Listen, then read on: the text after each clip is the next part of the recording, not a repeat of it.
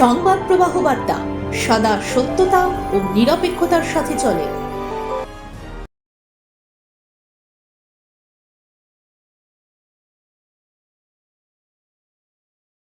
বৈদ্যবাটি শহরে স্বাস্থ্য ব্যবস্থায় নতুন মুকুট জুড়ল।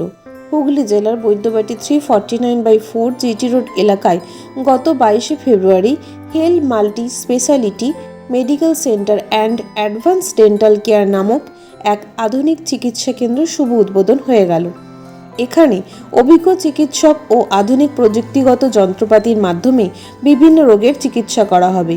এই উদ্বোধনী অনুষ্ঠানে এলাকার বিধায়ক অরিন্দম গুইন ও বৈদ্যবাটি পৌরসভার পৌরপ্রধান পিন্টু মাহাতো ও আরও গুণীজন ব্যক্তির উপস্থিতিতে প্রদীপ প্রজ্বলন ও ফিতে কেটে এই স্বাস্থ্যকেন্দ্রের শুভ সূচনা হয়।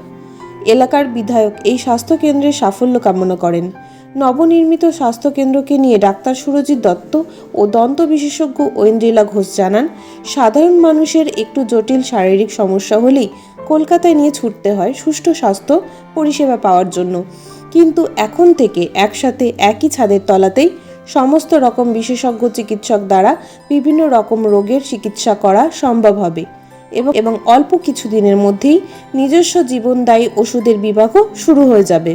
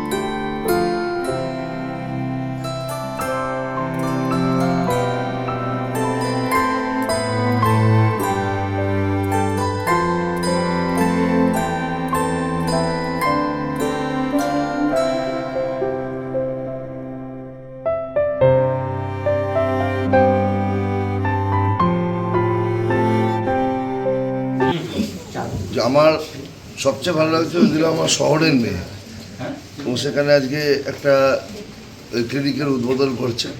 তো এটা আমাদের কাছে বড় পাওনা, মৈত্ররা আছে এখানে। তো দেখুন, শরীর থাকলে শরীর অসুস্থ হবে, এবার তাকে ডাক্তারের কাছে যেতে হবে। তো যাতায়াত সুবিধে, এমন একটা জায়গা যেখানে সামনে স্টেশন, খুব ভালো কমিউনিকেশান এখানে। তো আমার মনে হয় যে ভালো চলবে, আমার দৃঢ় বিশ্বাস। Speciality medical centre and advance dental care.